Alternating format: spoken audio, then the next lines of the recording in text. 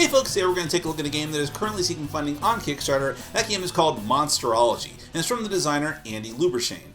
Now, if you like what you see throughout the rest of this preview video, I'm going to encourage you to go to the official Kickstarter project page to find out more information than I could possibly tell you here. To do that, all you have to do is follow the link in the top corner of your screen, as well as down in the description section underneath this video. This will take you to the page. You can find out more information and hopefully consider backing the project. Now, Monsterology is a cooperative game for 2 to 8 players, or 4 to 8 players, with the different alternative methods of gameplay that we'll talk about in a little bit. But in this game, it's a game of deduction and imagination. You and the other players, thematically, are students at a university in the Monsterology department, where you think all day long about different fanciful monsters from your imagination. And in gameplay terms, what you're trying to do is actually think about a monster, or get a prompt for a monster through these very colorfully illustrated cards that are in the game. And then, with no verbal communication or other kind of gestures or leading communication, you're going to try to give your colleagues hints about what your monster's traits are, likes, wants, needs, their physical characteristics, things like that, or even more specific information, using only some rubrics that are in the game. And if they can deduce what the correct monster is from an assortment of monster cards that you originally had as a prompt, then you will all together move up to the ranks of your university department. Now, it's a little more complicated than that. So what we're going to do is take a look at a brief preview version of the game. So do note that the components that you see here in this preview may change in the final version. That's why you need to go to the Kickstarter page to find out more information. But then in any event, we will come back and discuss it further.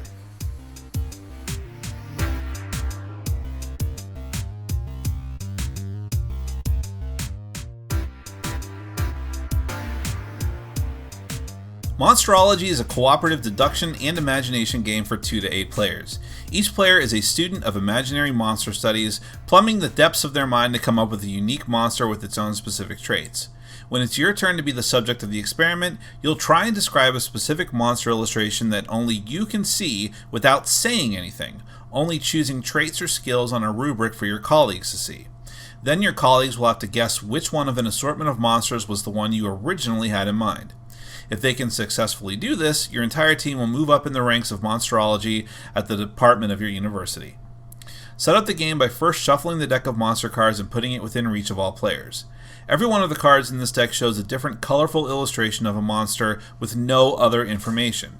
However, each monster is so unique that it's easy to take note of a multitude of different features on each one, and both you and your colleagues will need to in order to give the best clues and choose wisely. You'll need to pay special attention to all the parts of their body that let them sense and interact with the world, theoretically. Make a neat stack of the double-sided taxonomy rubrics. These will pass around to the current subject of each round. Every side of every rubric details a different aspect of your monster. It could be their needs, their wants, their traits, their name, their skills, their favorite foods, their biological processes, and much, much more. You'll want to choose a rubric that both makes it easy for you to identify your monster, but also lets you really get into the imaginative process.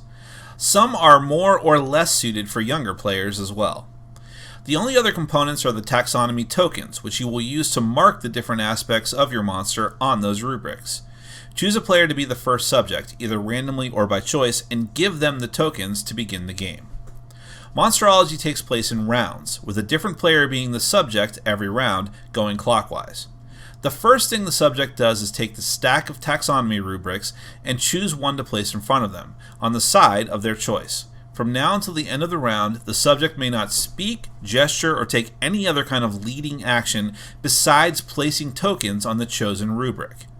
Once a rubric is chosen, the subject draws the top card of the monster deck, looks at the monster on it carefully for as long as they need, and then keeps it face down in front of them, hidden from the other players, although they can look at it whatever they want.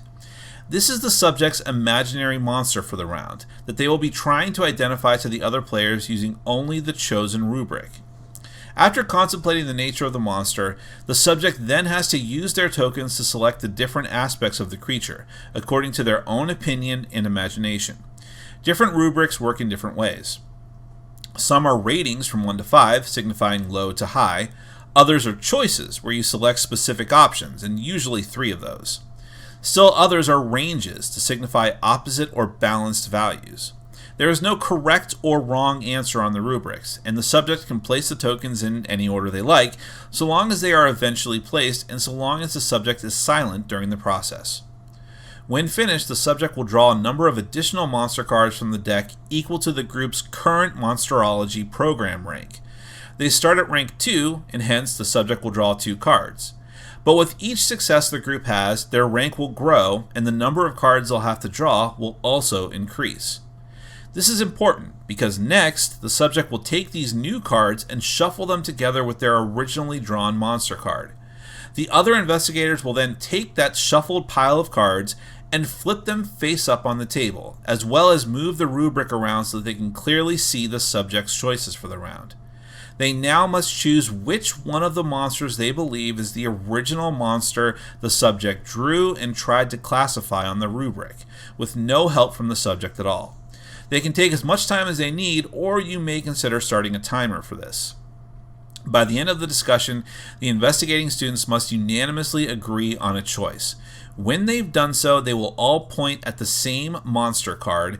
Then the subject will finally be able to speak and will reveal what their monster card was and whether the other students were correct. If they were correct, the whole group advances to the next rank. If not, they get demoted, though you can't go below rank 2. Either way, the next player will be the new subject. They take the stack of rubrics and the tokens, the used monster cards are discarded, and you get ready to do it all again, playing until you either hit the max rank of 9 or until you've had enough. There's also an alternative version of Monsterology for 4 to 8 players known as matchmaking, which is a bit easier, but also is competitive instead of cooperative. Players will each have a hand of cards, and each round one player is the judge. The player to the left chooses a type of human, the player to the right chooses a specific human or character that matches that type, and then the judge chooses a relationship type. Now, every other player must choose a monster card from their hand and submit it to the judge face down, who will then choose one they believe fits the criteria the most and gives that player a point.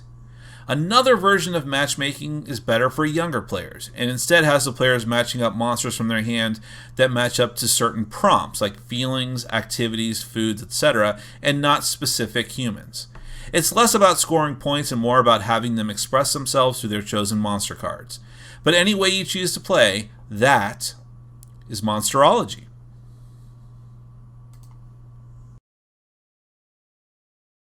Well, Monstrology is definitely one of the most fanciful games I've ever taken a look at. And, it's right there what I said in the beginning. This is a game about imagination.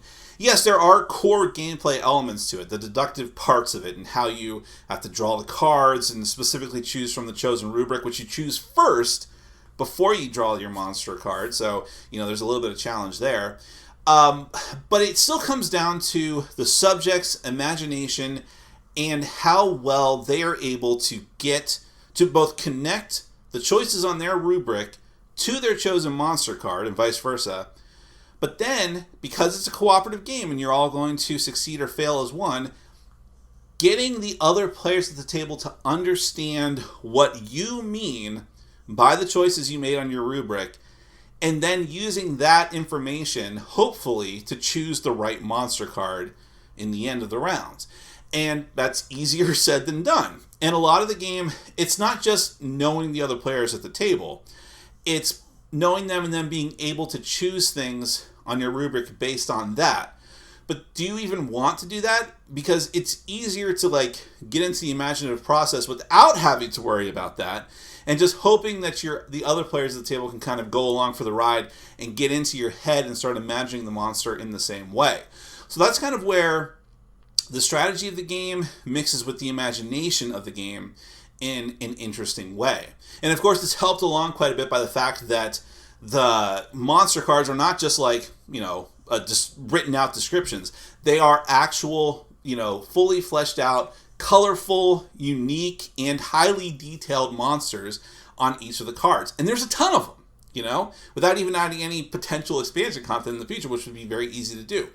But there's so many cards, and so you can have a very unique experience, not just every round, but over the course of multiple games of Monsterology, mixed together with so many rubrics. I mean, it's all these different double-sided cards, which may not seem like a ton at first, but bear in mind, it's that plus the monster cards. So the variety of different monsters that you and the other players are going to be thinking about in any given round and game is astronomical.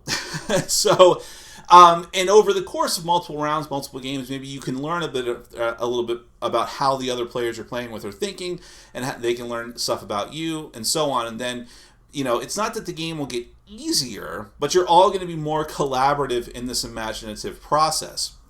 It's also really interesting how, as you succeed, the game gets more difficult. So as you're succeeding, you're learning more about each other, the game would get more easier. But because you're having to draw more monster cards, therefore having more options for your colleagues to choose if you're the subject, that makes things a little more difficult. And of course, you could purposefully choose, you get to choose the rubric you want to use, right? So the monster card is random, but the rubric you choose is intentional. So therefore, you could choose some that are a little bit more esoteric, like the ones that have specific people that you choose, and or that your monster would be similar to, or that they would be the pet of, or like very specific biological processes.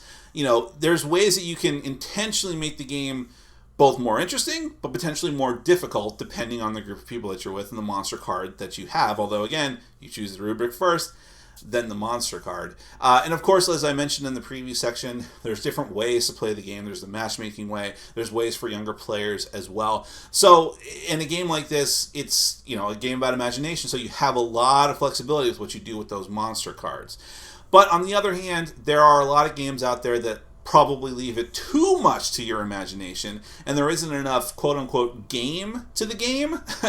But that's not the case with Monsterology. There is a definite set of rules to the game for you to prescribe to, and you can play with specific things like timers, or to a certain point, or so on and so forth, or just until you get bored of it and want to move on to something else. But in either sense, this is one of those games where you can play it quickly. You can play it as like sort of a filler game, or as a warm-up game. You can play it as something that's going to take a lot of time because you want to have this big collaborative session with the other players. That's entirely up to you, but it is definitely a unique game with a lot of different unique aspects to it, and something that I think could be potentially far more customizable and expandable in the future as well. But of course, whether or not that happens is partially up to you. If you are interested in this, or if you know of someone else in your family or friend group or game group that would be interested in this, then you don't have to take my word for any of this. You can go to the official Kickstarter project page to find out more and hopefully consider backing the project. And to do that, all you gotta do is follow the link in the top corner of your screen or down in the description section underneath this video. That is Monsterology from the designer Andy Lubershain. Thank you so much for watching, and as always, for supporting our sponsors. Take care.